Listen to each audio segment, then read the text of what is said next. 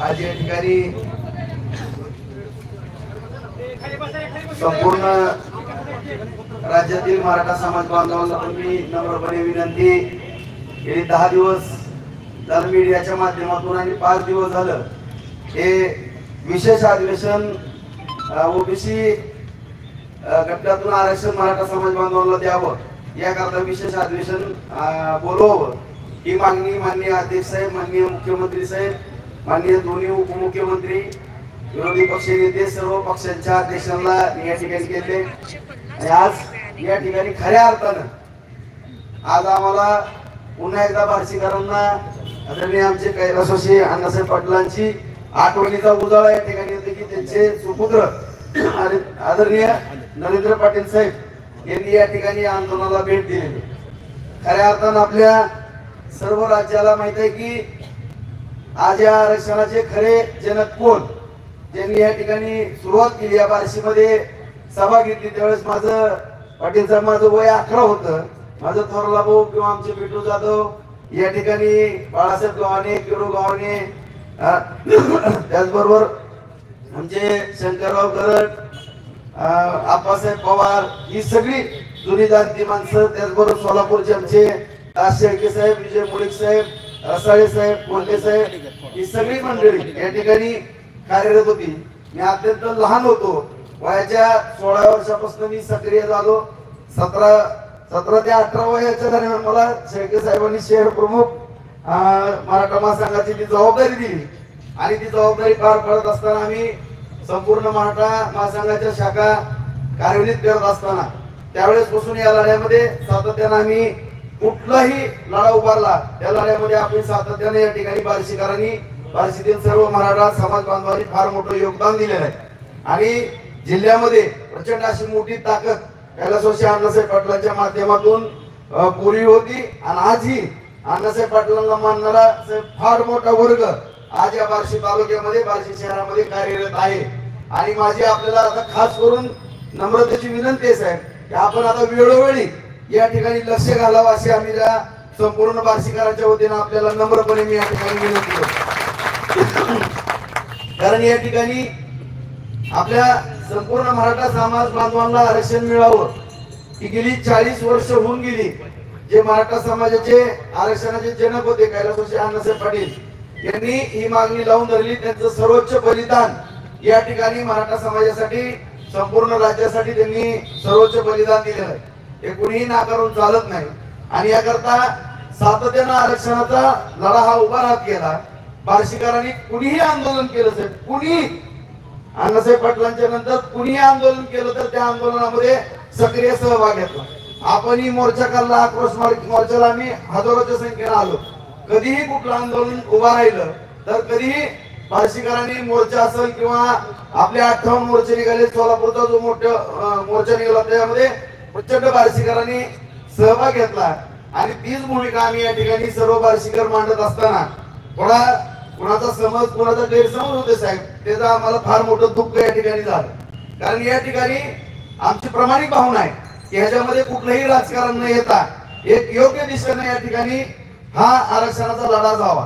कारण या ठिकाणी आता 288 आमदार आहेत, सगळे पक्ष आहेत, परंतु या ठिकाणी ज्या पद्धतीने स्पष्टपणाने भूमिका मी या ठिकाणी साहेब घेतली, माझी आपल्यालाही नम्रपणे विनंती आहे की तीच भूमिका सगळ्याच पक्षांनी या ठिकाणी घेणं गरजेचं. आज या ठिकाणी आत एक, बाहेर एक, अंधारात एक, उजेडात एक भूमिका घेतली जाते आणि वेगवेगळ्या पद्धतीचे आरोप प्रत्यारोप सातत्याने आपण पण पाहताय साहेब. आपण फार मोठ्या पदावरती आज कैलासवासी अण्णासाहेब पाटील विकास आर्थिक महामंडळाचे अध्यक्ष, कॅबिनेट मंत्र्याचा दर्जा आपल्याला साहेब. आपण जवळपास 6000 कोटीहून अधिक रुपये या ठिकाणी मराठा समाज बांधवाला या ठिकाणी वितरित केले.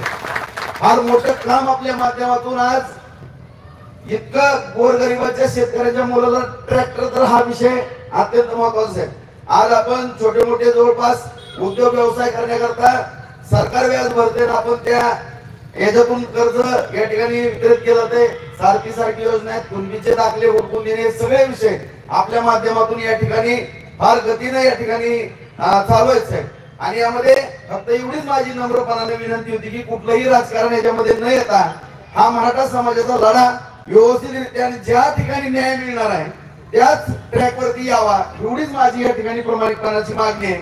म्हणून मी या ठिकाणी सातत्यानं आरक्षण हा विषय येत असताना वेगवेगळ्या माध्यमातून तो थांबायला तयार नाही किंवा सातत्यानं पुढे येतो तर मग ह्याला विधानसभेचं विशेष अधिवेशन घेऊन सगळ्याच पक्षांनी 100% प्रामाणिकपणानं स्पष्ट भूमिका मांडल्याशिवाय हा विषय या ठिकाणी सुटणार नाही. कारण मी आज तमाम माझ्या सर्व बांधवांना मी नम्रपणे आणखी सांगू इच्छितो की या आंदोलनाचा दहसमज किंवा गैरसमज कुठला करून घेऊ नये. कृपया माझी नम्रतेची विनंती आहे. कारण या ठिकाणी सगळेजण स्पष्टपणाने मी सांगू इच्छितो की अत्यंत विचित्र अशी परिस्थिती निर्माण होते. मग देशावरती जर युद्धाची परिस्थिती निर्माण झाली तर सर्व पक्षांना बैठकीला बोलवूनच निर्णय घेतला जातो. ही सुद्धा दोन्ही समाजामधली फार मोठी तेढ निर्माण करणारा हा प्रश्न आहे. यामध्ये सगळ्याच पक्षांनी हस्तक्षेप करून एकमुखी निर्णय घेणं गरजेचं आहे. नाहीतर ज्या त्या आमदाराला मोकळं सोडायचं तो आमदार स्वतंत्रपणानं आपापली भूमिका मांडन, परंतु याच्यात कुणीही राजकारण आणू नये ह्या भूमिकेचा मी आहे. त्यामुळे माझी विशेष अधिवेशन घ्यावं ही माननीय अध्यक्ष साहेबांकडे, मुख्यमंत्री साहेबांकडे, दोन्ही उपमुख्यमंत्री, विरोधी पक्षनेते आणि सगळ्या पक्षांकडे साहेब मी विनंती केलेली आहे. आणि विनंती करत असताना आपणही एक एवढा मोठा लढा देणारे एक महान व्यक्तिमत्वांचे सुपुत्र, आपणही आमचं काही चुकत असेल किंवा आम्ही आंदोलन करतोय हे जर चुकीचं काय असेल तर आम्हाला योग्य मार्गदर्शन करावं. आणि जो सातत्यानं मराठा समाज आहे, सातत्यानं संभ्रम निर्माण करून दिला जातो मराठा समाजामध्ये, हा संभ्रम आपल्याशिवाय दूर होणार नाही अशी आमची सगळं मराठा समाज बांधवांची भावना आहे साहेब. तर त्या मराठा समाजाच्या दडलेल्या अंतकरणातल्या भावनेला आपण वाट करून देण्याचा एकमेव मार्ग म्हणजे नरेंद्र अण्णासाहेब पाटील हाच होऊ शकतो असं या ठिकाणी माझं एक मराठा समाजातला, मराठा महासंघातला चळवळीतला कार्यकर्ता म्हणून माझी भूमिका मी स्पष्ट केली आहे. माझी भूमिका स्पष्ट केली आहे आणि इतरांनी सगळ्या राजकीय पक्षांनी त्यांची भूमिका स्पष्ट करावी. आणि आदरणीय अण्णासाहेब पाटलांचे सुपुत्र नरेंद्र पाटील साहेब या ठिकाणी या आंदोलनाला भेट देण्याकरता आले, त्याबद्दल समस्त बार्शीकरांच्या वतीनं मी आपलं ऋण व्यक्त करतो. आणि असंच सातत्याने भेटी द्या.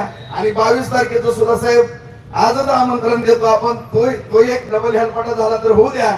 आपल्या शुभ हस्ते 1990 पासून साहेब मराठा महासंघ या चळवळीतलं एक केंद्रबिंदू आहे बार्शी. आणि सगळे जुनी जाणती मंडळी होती साहेब. 1990 साली 19 साली पहिली बैठक झाली आणि एक मराठा मंदिर करण्याचं स्वप्न सगळ्यांचं होतं. परंतु काय आर्थिक अडचणीमुळे ते होत नव्हतं. जवळपास ती आता किंमत होऊन साहेब 1.25 कोटीपर्यंत गेली. मी काय माझं कौतुक सांगणार नाही, परंतु साहेबची फुलाची पाकळी सर्व समाज बांधवांना दिली.